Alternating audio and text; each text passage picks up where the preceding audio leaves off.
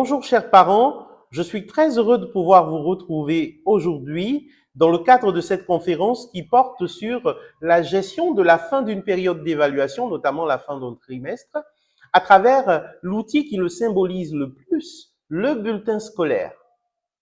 La fin d'un trimestre, la fin d'une période d'évaluation, c'est toujours un moment clé, un moment rempli d'émotions qui se bousculent. En regardant le bulletin scolaire de votre enfant, que ressentez-vous? Ressentez-vous de la fierté? Ressentez-vous des inquiétudes? Ou tout simplement un gros point d'interrogation? Rassurez-vous, chers parents, peu importe les sentiments qui vous animent, vous n'êtes pas les seuls à vivre cette expérience. Trop souvent, nous nous limitons aux notes et aux moyennes que nous ramène le bulletin scolaire, alors qu'en réalité, c'est un outil bien plus riche qu'il n'y paraît. Le bulletin scolaire ne se limite pas à des chiffres.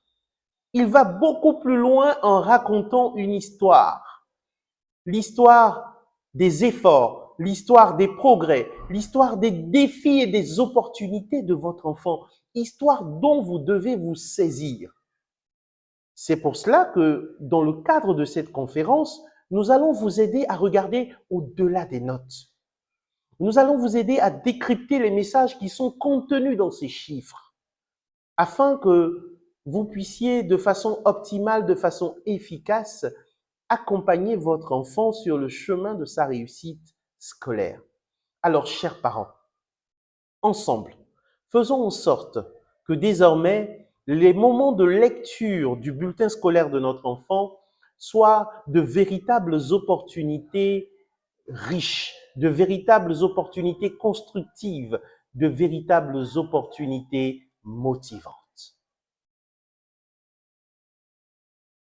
Nous allons donc, chers parents, pendant cette conférence, travailler sur le thème au-delà des notes, décoder le bulletin scolaire pour favoriser la réussite. Vous l'aurez compris, nous allons pendant toute cette conférence nous intéresser au bulletin scolaire comme un outil dont doivent se saisir les parents dans l'accompagnement de leur enfant sur le chemin de la réussite scolaire.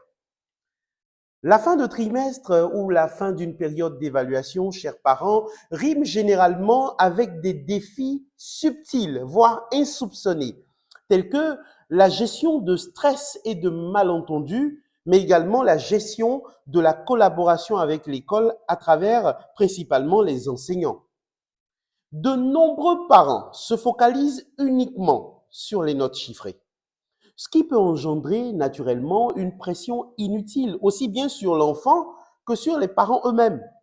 Et cette pression peut engendrer rapidement un stress parental excessif à propos des résultats scolaires de l'enfant, bien sûr, ce qui peut entraîner des troubles anxieux chez l'enfant, affectant ainsi sa capacité à apprendre. Pour bien illustrer cette partie, nous allons nous intéresser à l'effet du stress sur l'hippocampe. Alors, sur cette image, l'hippocampe est représenté ici par cet arc bleu, cette partie en bleu sous forme d'arc ici, voilà, c'est l'hippocampe.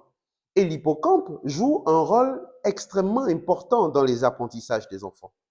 Lorsqu'un enfant apprend un nouveau concept, on va dire en mathématiques par exemple, son hippocampe va l'aider à relier la nouvelle information que vient de lui donner le professeur aux connaissances qu'il détenait déjà, à ses connaissances précédentes.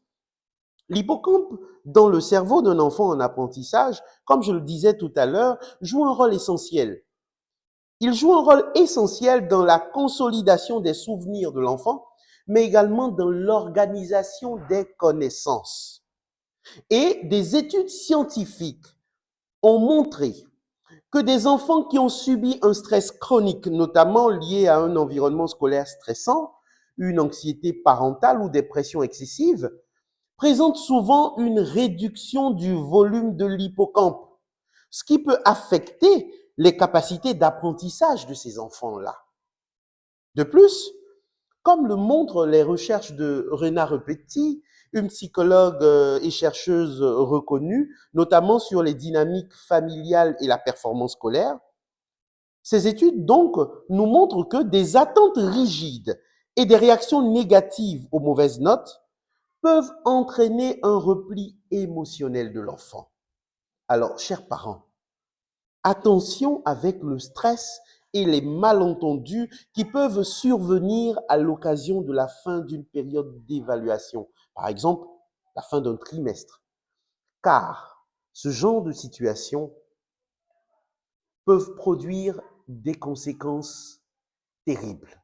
Aussi, de nombreux parents ne savent pas comment utiliser le bulletin comme un point de départ pour dialoguer avec les enseignants.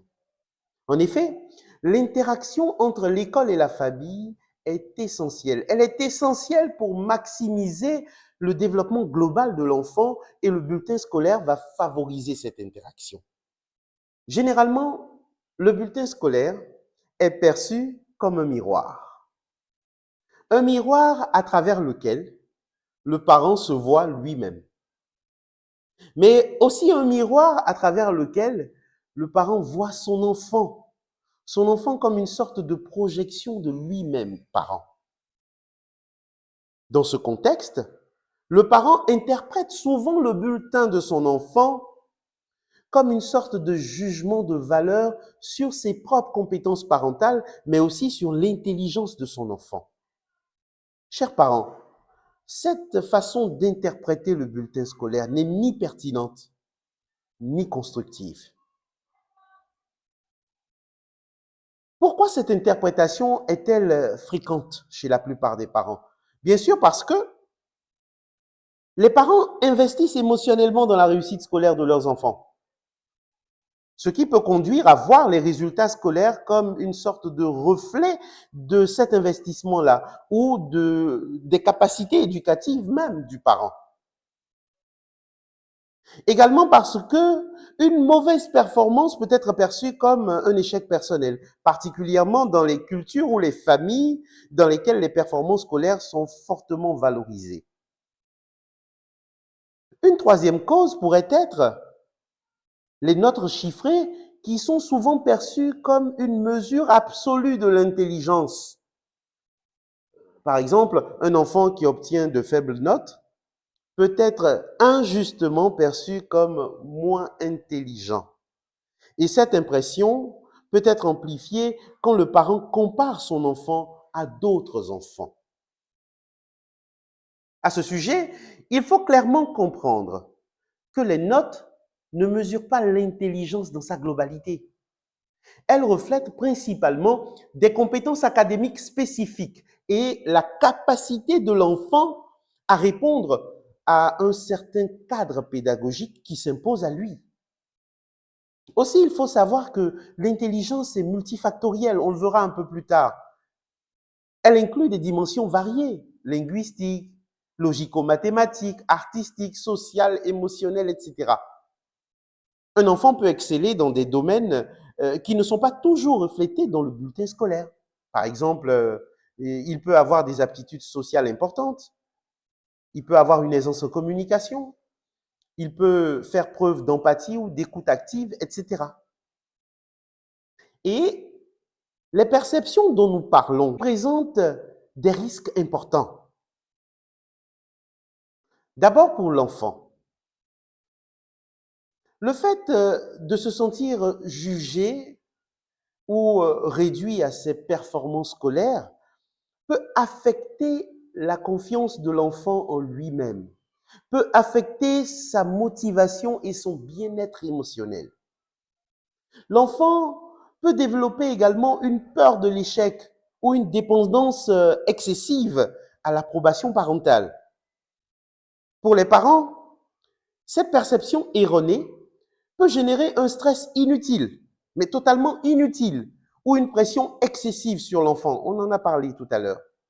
Cela peut aussi nuire à la qualité de la relation parent-enfant, simplement parce que le parent met l'accent sur les résultats plutôt que sur les efforts ou le développement global.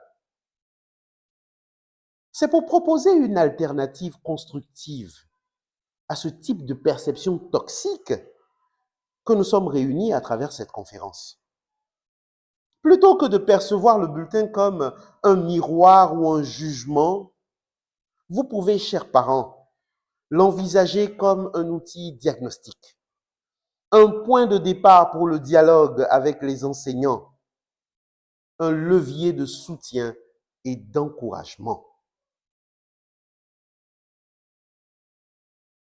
Pour réaliser la mission que nous nous sommes assignés, à savoir permettre aux parents d'élèves de tirer le meilleur du bulletin scolaire de leur enfant, nous nous fixons comme objectif principal d'aider les parents à ne plus interpréter le bulletin uniquement comme un baromètre des performances académiques, mais aussi comme un outil de suivi et de dialogue.